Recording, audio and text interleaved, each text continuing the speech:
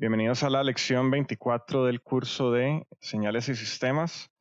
En la lección de hoy vamos a ver transformada inversa de Laplace y sistemas LTI. Y comencemos con la transformada inversa de Laplace. Normalmente vamos a tener funciones racionales que van a estar dadas en la forma x de s igual a n entre d, donde, n es un numerador, d es un denominador, y n de s y d de s van a ser polinomios tales que el orden del denominador va a ser estrictamente mayor al orden del numerador. Es decir, x de s es una función racional propia. Esta función puede descomponerse como una suma de términos más sencillos, cada uno con un solo polo de orden n. Esto lo vamos a hacer pues mediante las fracciones parciales o por división polinomial. Entonces nos piden descomponer la siguiente función racional impropia en una suma de un polinomio más una función racional propia. Y esto se puede realizar por medio de división polinomial. Entonces nos va a quedar, que aquí pueden revisar este resultado, nos va a quedar que ese polinomio se va a convertir en s más s menos 1 entre s a la 2 menos 1. A ver, ¿esto por qué se convierte acá? Sí. Vean que tenemos s menos 1 arriba y justamente vamos a tener abajo, esto es como tener s menos 1 por s más 1. Ajá. Y por eso es que se cancela. Y arriba tenemos s menos 1. Vean que se cancela, nos va a quedar 1 entre s más 1 más s. Entonces vean que ahora transformar esto va a ser más sencillo obteniendo, los elementos sueltos o los polos de manera suelta. Con esto sencillamente podemos consultar la tabla de transformadas y sencillamente ver, eso se parece a esa parte, eso se parece a esta transformada en el tiempo y justamente por linealidad, pues sumamos cada una de las transformadas o de las respuestas en el tiempo y ya con eso tenemos la transformada inversa. Entonces veamos que S se transforma a la derivada de un delta y 1 entre S más A se transforma a E a la menos AT por U de T. Entonces con esto podemos decir que la transformada como era S a la 3 menos 1 entre S a la 2 menos 1. S a la 3 menos 1 entre S a la 2 menos 1. Vean que eso se va a transformar a esta señal en el tiempo.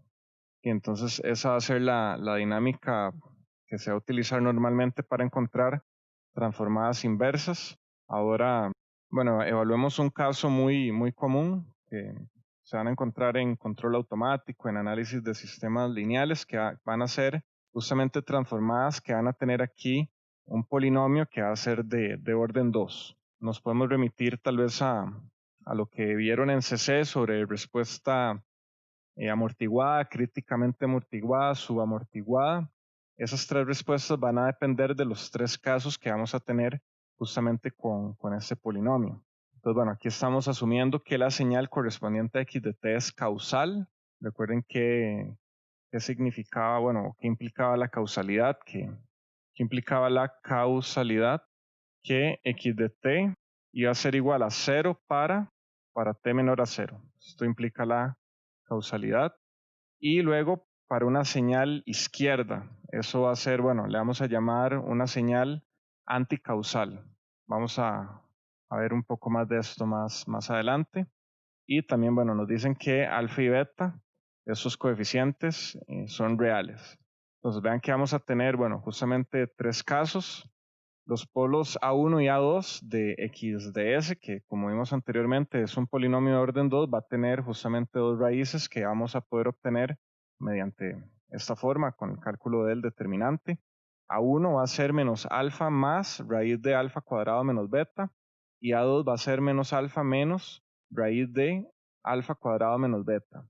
Entonces vean que esto puede tener tres casos distintos donde podemos tener dos valores reales distintos, dos valores reales iguales, es decir, vamos a tener un polo de orden 2 o un polo doble, o un par de polos complejos conjugados.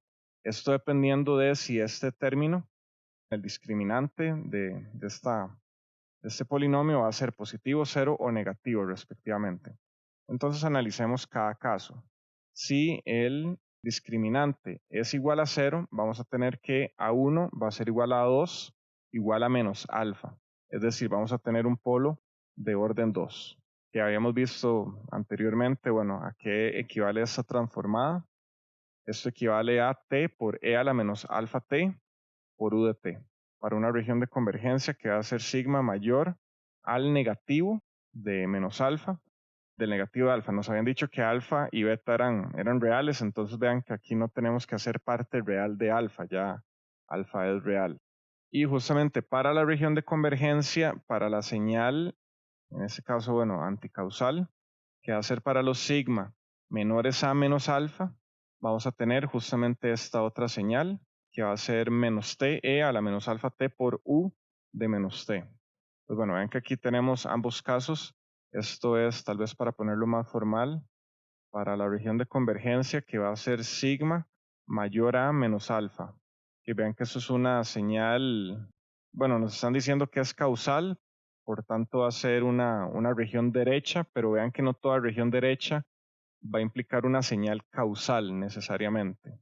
Causalidad y, bueno, estabilidad, que vamos a ver también más adelante, vamos a ver que no tienen, o sea, no están relacionados entre sí, o uno no es una consecuencia de otro. Y vean que esto es estas transformadas para una región de convergencia que va a ser sigma menor a alfa.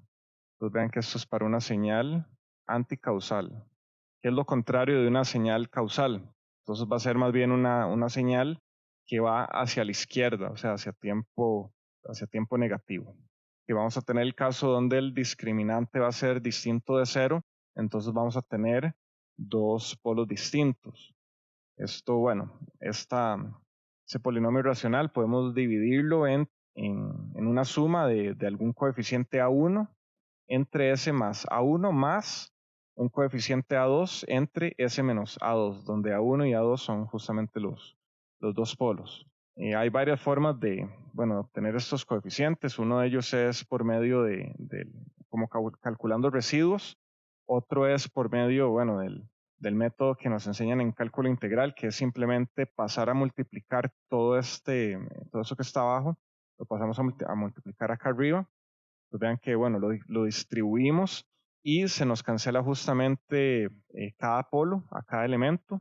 Entonces vean que en este caso, bueno, multiplicar S menos A1 por S menos A2 a este término nos va a cancelar el S menos A1 y nos va a quedar multiplicando S menos A2. Entonces ya no tenemos ninguna expresión que nos indefina y simplemente, bueno, vamos a poder encontrar A1 y A2 asignando S igual a A2 o S igual a A1. Vean que si hacemos que S es igual a A2, aquí nos va a quedar A2 menos A2. Vean que esto se haría 0 y nos quedaría aquí, bueno, A2 menos A1 por A2. Entonces básicamente nos va a quedar, bueno, lo que aparece acá. Vean que, bueno, si lo hago acá, A2 va a ser 1 entre A2 menos A1, que es lo que tenemos justamente por acá. Y si hacemos el caso contrario, vamos a tener esta otra expresión. Bueno, aquí están diciendo que esto es equivalente a 1 entre 2 raíz del determinante, que era justamente alfa cuadrado menos beta. Pues bueno, podemos sacar a factor común este término. Este otro va a ser el negativo. Entonces, bueno, nos va a quedar que esta transformada ahora entonces ya encontramos cuáles son los coeficientes a sub 1. Vean que esto va a ser normal o algo muy común si tenemos aquí incluso una combinación, no sé, más complicada de polos. Vamos a tener un polo de orden 2, un polo de orden 3, etcétera. Entonces, bueno, vamos a ver más adelante incluso, bueno, algunas reglas para poder convertir esto en una suma de justamente los términos sueltos. Si el discriminante es mayor a 0, entonces ambos polos van a ser reales y se va a cumplir que, bueno, uno va a ser mayor que el otro, en este caso A1 va a ser mayor que A2. Por lo tanto, la región de convergencia para sigma mayor a A1, y vean que, bueno, esto nos va a dar algo así, que pongamos que aquí tenemos A1 y por aquí tenemos A2, que vean que se cumple que A1 va a ser mayor que A2, entonces justamente para una señal derecha, la región de convergencia tiene que estar o va a estar dada por el polo más a la derecha. Vean que justamente bueno, esto va a tener este polo acá, y este otro va a estar acá. Vean que no podemos comenzar la región de convergencia a partir de este punto, porque justamente nos vamos a encontrar con A1, que no es parte de la región de convergencia, o simplemente la transformada no existe en ese punto, ¿verdad? O bien podemos tener el caso donde vamos a tener una región de convergencia que va a ser más bien una región izquierda. Entonces vamos a tener el caso donde más bien esa región de convergencia va a ir hacia la izquierda de este punto. Es decir, los sigma menores a A2. Y en rojo vamos a tener los sigma mayores a A1. Entonces, bueno, cada uno va a transformarse en esta expresión que ya sabemos de lo que conocemos de transformadas ahorita por medio de tablas, que esos términos 1 entre s menos a1 va a transformarse a justamente un exponencial de a1 por t. Entonces vamos a tener e a la 1t menos e a la a2t por u de t, que multiplica 1 entre 2 raíz del discriminante. Justamente para la señal izquierda vamos a tener este mismo valor, pero más bien va a ser una señal u de menos t, y esto va a ser negativo. Y para el caso en el que el discriminante sea menor que 0, se va a cumplir que A1 va a ser igual a A2 conjugado. O sea, estos van a ser polos complejos, van a venir conjugados, y estamos hablando de señales reales, que es como el 99.9 de los casos en el curso. O sea, siempre vamos a estar trabajando sobre señales reales. Entonces, para la región de convergencia, que va a ser sigma mayor a menos alfa, bueno, aquí vamos a tener que hacer aquí un poco de carpintería para justamente separar, vean, la parte real de la parte imaginaria, justamente de A1. O bien podemos decir que A1 va a ser igual a, parte real de A1 más J, parte imaginaria de A1. O sea, tenemos parte real, parte imaginaria. Las vamos a separar por las reglas de los exponentes. Y vean que aquí lo que vamos a intentar hacer es justamente conformar senos o cosenos. Vean que aquí, este 2J, si está puesto acá, vean que esto que tenemos acá se va a transformar en un seno. Vean que justamente la frecuencia va a estar dada por la parte imaginaria, que recuerden sigma, S es igual a sigma más J omega. Vean que la parte imaginaria justamente es la que nos da la frecuencia de la señal senoidal. Y vean que la parte real justamente, va a equivaler al sigma, que esto nos va a dar el decaimiento de la parte exponencial, esto multiplicado por 1 entre raíz de valor absoluto del discriminante. Entonces, nos va a quedar esta expresión de esta manera. Este es un caso, particular. Tal vez aquí la notación es un poco confusa, pero cuando hagan ejercicios de este tipo, siempre van a tener, o lo van a ver, ahí van a tener que separar los exponenciales, y si necesitan un J abajo, multiplican arriba y abajo, etcétera. O sea, tienen que hacer lo necesario para ordenar esto de tal manera que les quede un seno o un coseno. Vean que justamente la respuesta va a ser senoidal amortiguada por un exponencial. Es esto para la región de convergencia sigma mayor a menos alfa, que va a corresponder a una señal derecha, y justamente para una señal izquierda vamos a tener una región de convergencia izquierda para los sigma menores a menos alfa. Entonces, aquí nos va a quedar menos toda esta expresión multiplicado por u de menos t. Y nuevamente vean que una expresión o una transformada en la frecuencia puede equivaler a diversas señales en el tiempo de acuerdo a su región de convergencia. Entonces vean que justamente aquí tenemos ya todos los ejemplos para cuando el discriminante va a ser igual a 0, es decir, vamos a tener un polo de orden 2. Esta va a ser la señal causal. Vean que esta es la señal anticausal. Esto no nos sirve de mucho en la vida real, tal vez. Vean que es algo que podemos hacer en papel, pero en el mundo natural las señales no son anticausales, ¿verdad? Entonces tal vez enfoquémonos más sobre esta parte. Aquí en este caso es para cuando el discriminante va a ser mayor a 0. En ese caso vamos a tener dos polos distintos. Entonces vean que cada señal, o bien cada polo me va a dar, uno me va a dar esta parte, y el otro me va a dar esta parte. Entonces, bueno, la suma de ambas justamente va a ser esta señal que tenemos acá. Y el último caso, cuando tenemos polos complejos conjugados, vamos a tener una respuesta que va a ser oscilatoria, pero va a ir decayendo, justamente dado por la envolvente del exponencial. Pues bueno, esto eventualmente va a llegar a ser cero, justamente. ¿Alguna pregunta? Que en general el proceso para hacer una transformada inversa es simplemente tomar el polinomio, descomponerlo en una suma de términos individuales de sus polos, identificarlos y justamente hacerle la transformada a cada uno de esos elementos. Por linealidad, la señal en el tiempo va a equivaler a la suma de las transformadas de cada elemento individual. Que ahora veamos lo que son sistemas LTI aplicados al contexto de la transformada de Laplace, que ya habíamos visto que era HDT, era la respuesta al impulso de un sistema en el tiempo. Bueno, básicamente la respuesta al impulso es todo lo que necesitamos saber de un sistema. Es decir, si tenemos la respuesta al impulso de un sistema, podemos justamente aplicar esta ecuación que está acá, que les dije que es poderosísima.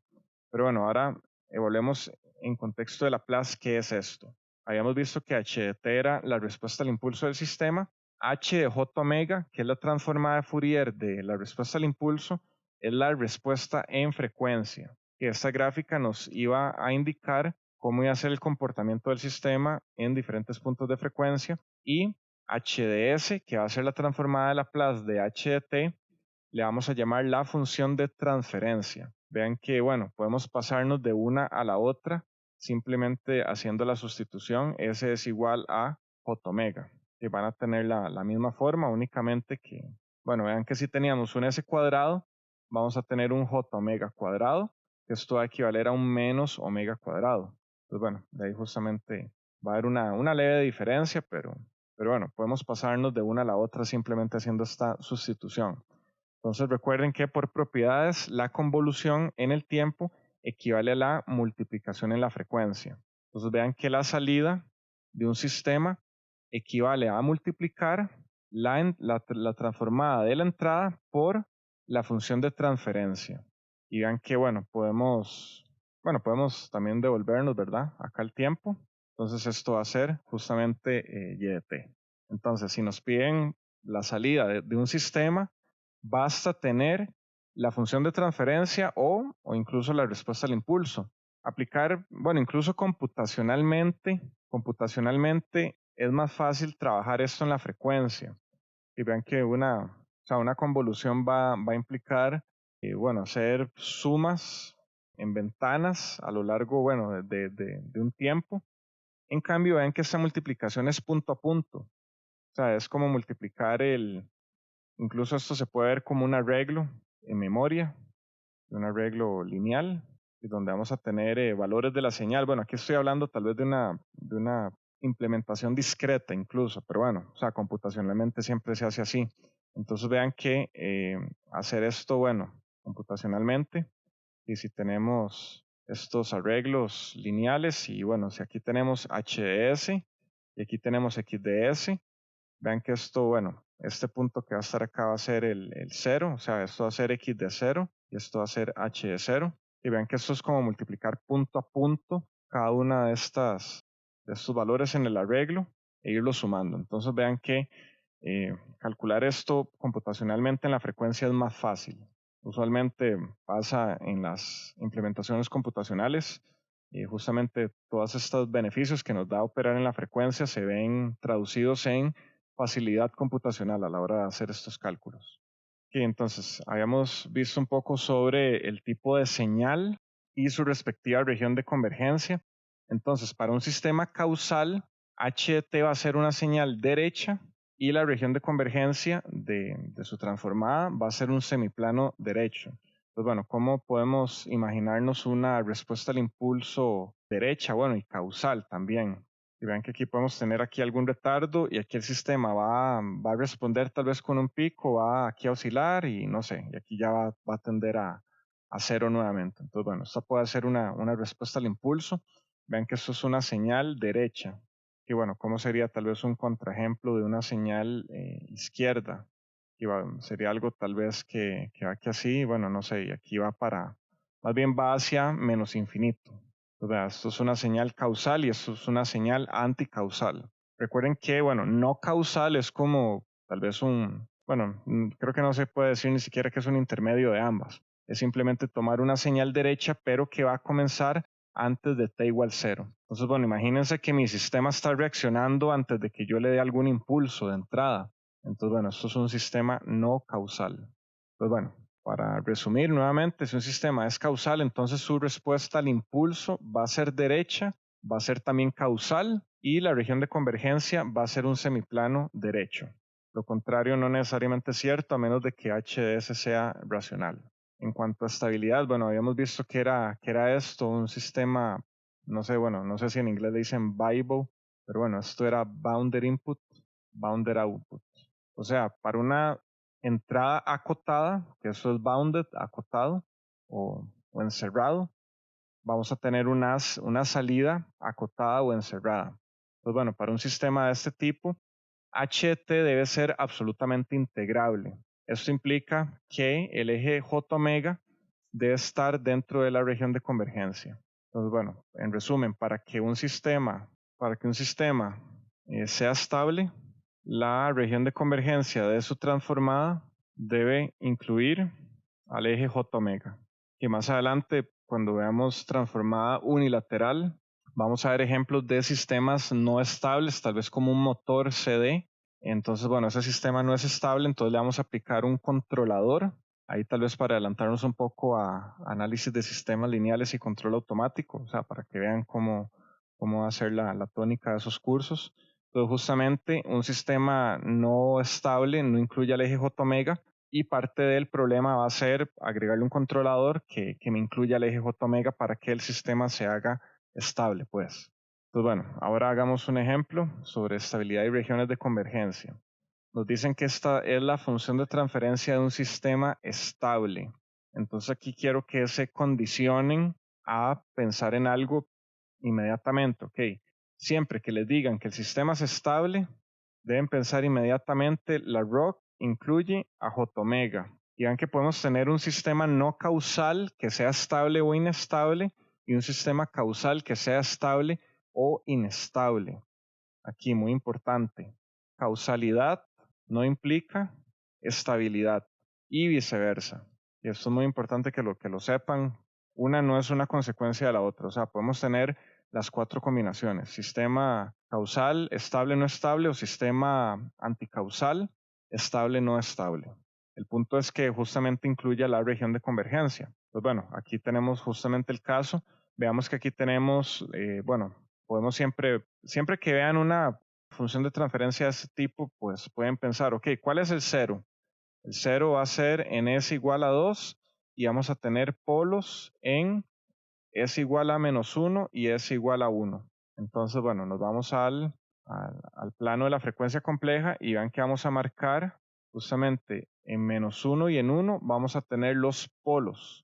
Y aquí vamos a tener un cero que verdaderamente no nos va a influir en nada en la región de convergencia. Pues bueno, para cada uno de estos diagramas tenemos marcados los polos y los ceros. Entonces, recuerden lo que les había dicho que los polos nos delimitan las regiones de convergencia. La única regla es que no puede existir un polo dentro de la región de convergencia porque ya no convergería, ¿verdad? Obviamente. Entonces, para ese caso particular, vean que vamos a tener tres regiones de convergencia. Aquí el punto es sacar líneas verticales que pasan por todos los polos. Incluso vean que podemos tener, bueno, si fueran polos complejos conjugados, estarían aquí arriba y abajo, pero básicamente, bueno, obviamente la parte real es la misma para ambos, entonces no habría diferencia.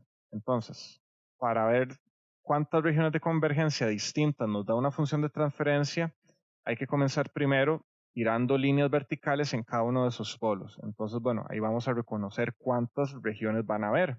Para ese caso particular, bueno, tenemos dos polos con parte real distinta. Eso va a implicar que vamos a tener tres regiones de convergencia.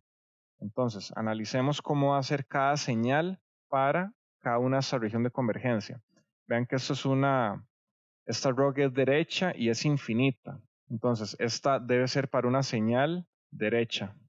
Esta es una banda, habíamos dicho que, o habíamos visto el ejemplo donde esto era una señal finita.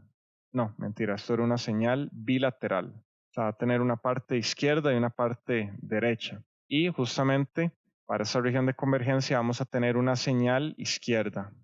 Parte del problema nos dice que es la función de transferencia de un sistema estable. Entonces, ¿cuál era el criterio de estabilidad? Que incluye al eje J omega. ¿Cuál de estas regiones incluye al eje J omega? Vemos que únicamente esta del centro, que es esta banda. Entonces, de esto podemos concluir que la respuesta al impulso de esta función de transferencia para que sea un sistema estable, esto va a tener que equivaler a una respuesta al impulso de una función bilateral. Pues bueno, ahora ya sabiendo esa información, justamente ya podemos tomar una decisión en cuanto a la transformada inversa. Y recuerden que para aplicar la transformada inversa tienen que saber a qué tipo de sistema en el tiempo queremos llegar. Entonces vamos a necesitar que uno sea una señal derecha y que otro sea una señal izquierda. ¿Cómo sabemos eso? Vean que para la señal derecha va a estar dada por el término S más 1. O sea, ese es el término que nos va a dar la región de convergencia de la parte derecha de la señal bilateral y el término S menos 1 nos va a dar la parte izquierda de esta señal bilateral. Entonces, bueno, aquí por fracciones parciales separamos la función de transferencia. Nos va a quedar un medio de 3 entre S más 1 menos 1 entre S menos 1. Entonces habíamos dicho que la parte S más 1, vean que esto se transforma a una señal derecha. Y este término habíamos dicho que se transformaba a una señal izquierda. Que vean que es importante tener este criterio en este momento, porque justamente podemos tener 4 combinaciones distintas. O sea, podemos tener dos términos derechos, dos términos izquierdos, o cada uno de estos dos términos izquierdo o derecho. Entonces, o sea, tienen 25% de hacerlo bien. Entonces vean que justamente si tienen el concepto bien definido, justamente van a tener el 100% de probabilidad de hacer esta transformada de manera correcta. Y bueno, ¿cómo se va a ver esa respuesta al impulso? Habíamos dicho que iba a ser una señal bilateral justamente.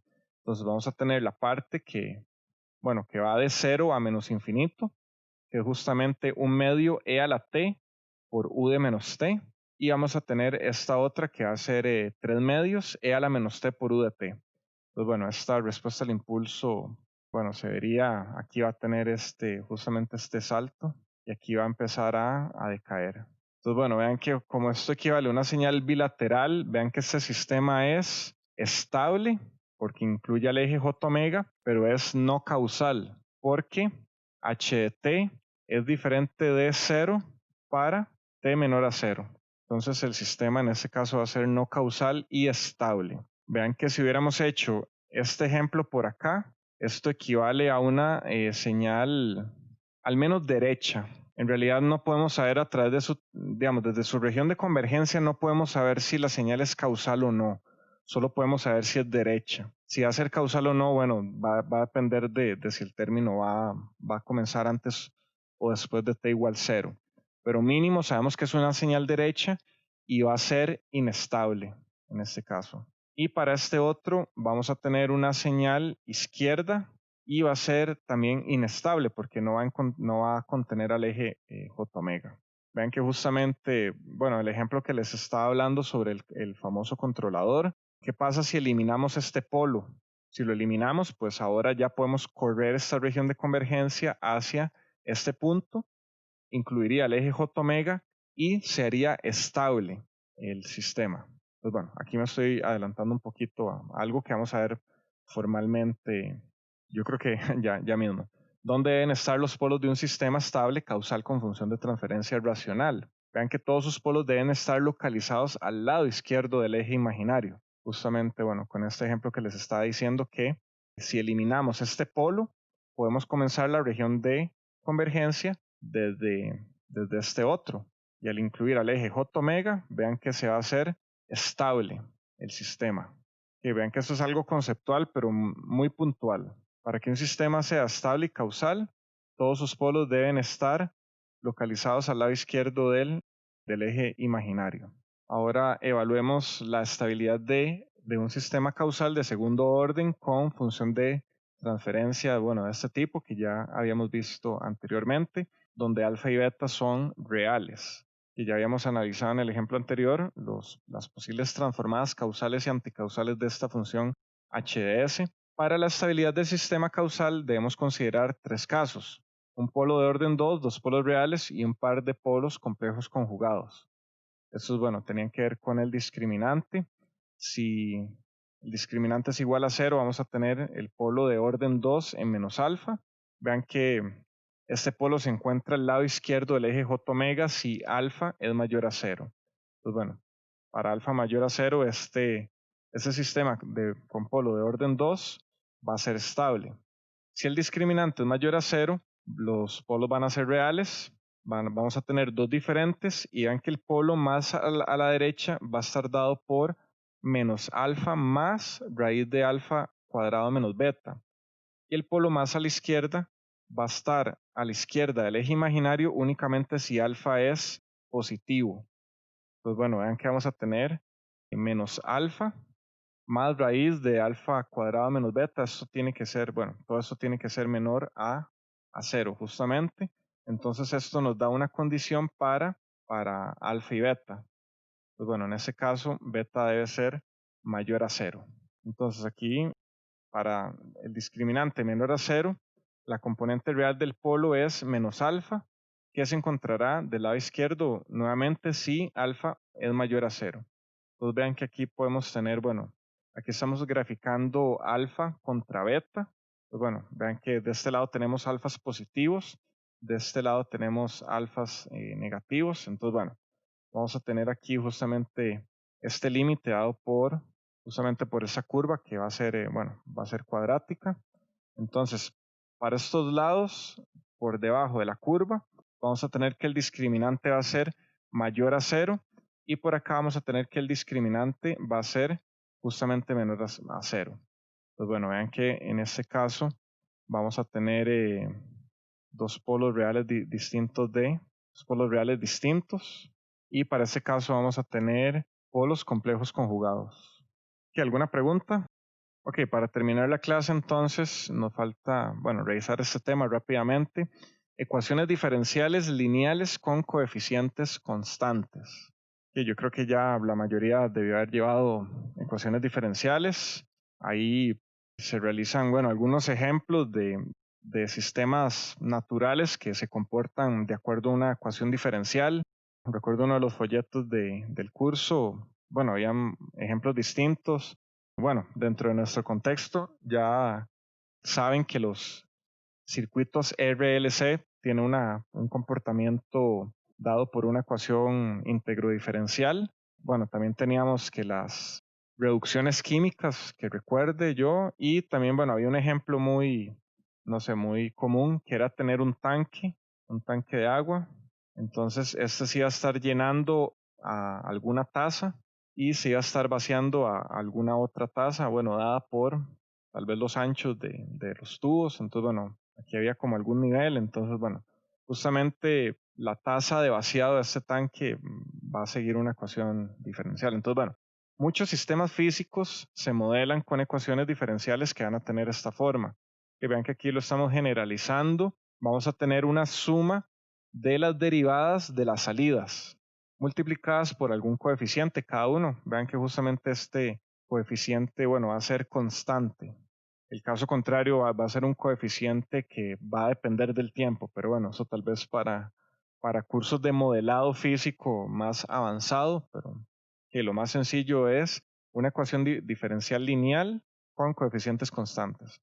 Entonces vamos a tener, en general, las ecuaciones diferenciales van a estar dadas por esta expresión, donde vamos a tener una sumatoria de las derivadas de k orden de las salidas. Esto va a ser igual a las derivadas de k orden de las entradas multiplicadas, bueno, por su respectivo coeficiente. Si aplicamos la transformada de Laplace a ambos lados, vamos a tener la transformada de la sumatoria de estas derivadas multiplicadas por los coeficientes. Vean que con la propiedad de linealidad, bueno, podemos sacar los A sub k, que van a ser constantes, no van a depender del tiempo. Entonces podemos sacar, bueno, justamente la sumatoria y los coeficientes. Entonces vamos a tener la sumatoria de los coeficientes que multiplican la transformada de las k derivadas de la salida y de la entrada por este lado. Aplicando la propiedad de diferenciación, habíamos visto que, bueno, esto equivale a S a la k por la transformada de y por este otro lado va a equivaler a S a la k por la transformada de x. Entonces aquí, bueno, estamos buscando una función de transferencia. Aquí es simplemente, bueno, despejar y entre x de s. Entonces vean que esto va a involucrar, bueno, pasar esto va a dividir por acá. Entonces vean que la función de transferencia de un sistema dado por una ecuación diferencial va a ser un polinomio justamente que va a estar dado arriba. Vean que vamos a tener justamente los b sub k van a ser la combinación de las entradas. Y abajo vamos a tener la combinación de las salidas y sus derivadas también. Entonces vean que, o sea, podemos considerar una función de transferencia como la representación de un sistema que se describe por ecuaciones integrodiferenciales. Pues bueno, aquí vamos a tener algún polinomio arriba, aquí vamos a tener algún polinomio abajo. Entonces, en resumen, esa ecuación diferencial, dada por esta forma muy general, vamos a transformarla a la frecuencia por esta otra ecuación. Ven que esto va a ser una combinación bueno, de polinomios que multiplican y de s por s a la k, donde bueno, justamente n y m van a ser los órdenes. En el numerador va a ser de grado m con coeficientes iguales a los que multiplican las derivadas de las entradas. Y en el denominador vamos a tener un polinomio de grado n, que son los coeficientes iguales a las derivadas de la salida. Entonces, bueno, para el contexto que nos interesa, circuitos RLC, nos dicen que, bueno, aquí tenemos un circuito RLC interpretado como un sistema donde tenemos una tensión eléctrica de entrada X de T y vamos a tener una tensión de salida Y de T. Entonces nos piden determinar la función de transferencia del sistema y evaluar la estabilidad del mismo. Entonces simplemente comenzamos aplicando o bien escribiendo cuáles son las relaciones integrodiferenciales que hay entre la corriente y la tensión del capacitor y del inductor, que conocemos ya, bueno, de cursos anteriores, que la corriente en el capacitor va a ser igual a la derivada de la tensión por la capacitancia. Y la tensión en la bobina va a ser la derivada de la corriente por la inductancia. Entonces, en este caso, veamos que la salida va a estar dada en el condensador. Entonces, justamente la salida va a estar dada por Y de T. Entonces, Y de T va a ser la tensión en el condensador. Vean que aquí, bueno, vamos a tener que despejar un poco. Y la corriente, bueno, en el capacitor vean que equivale a, o bien la corriente del sistema total. Y vean que aquí tenemos una corriente I de T. Esta va a ser la derivada de la salida multiplicada por la capacitancia. Entonces, bueno, vamos a empezar a armar la ecuación íntegro-diferencial. Nos va a quedar que x de t va a ser r por i más l de i de t más la salida. Nos va a quedar entonces esto va a ser igual a rc por la derivada de y de t más lc por la derivada, la segunda derivada con respecto al tiempo de y de t más y de t. Entonces vean que aquí tenemos, bueno, la combinación de salidas y la combinación de entradas. En este caso, bueno, solamente vamos a tener la entrada sin derivar y vamos a tener una combinación de la salida y sus dos derivadas, la de primer orden y la de segundo orden. Entonces, justamente ya teniendo esta expresión, vean que esto podemos convertirlo a la frecuencia directamente. Vean que esto va a equivaler, bueno, a x de s, va a ser igual a rc por, esta derivada va a ser s por y mayúscula de s más lc por s cuadrado, que multiplica y de s más y de s. Solamente va a ser dado por esta expresión. Vean que aquí vamos a poder sacar a factor común el y de s. Y aquí ya nos va a quedar un polinomio, que esto es más o menos lo que hacíamos en CC. Aunque esta parte no la tomábamos en cuenta, simplemente nos decían si tiene esta integral, o bien, más bien esta derivada de orden n, cámbielo por un s a la n. Eso era lo que nos decían en CC, sin hacer más preguntas. Entonces vean que justamente Esto era lo que nos decían que hiciéramos. Y lo que no nos decían era esta parte, la parte, bueno, que involucraba las transformadas. Entonces vean que ahora podemos justamente, bueno, despejar, pasamos a dividir el x y pasamos a dividir este término. Entonces nos va a quedar que la función de transferencia de este circuito va a ser 1 entre LC por S cuadrado más RCS más 1. Aquí sacamos LC a factor común justamente para tener el sistema normalizado o bien el polinomio de orden 2 normalizado, o sea que al S cuadrado le multiplico un 1. Entonces vamos a tener 1 entre S por ese polinomio, S cuadrado, más R entre LS más 1 entre LC. Esto, bueno, en general van a ser, vamos a tener dos, o bien podemos expresarlo como dos polos, en donde alfa 1 y alfa 2 van a estar dados por esta expresión.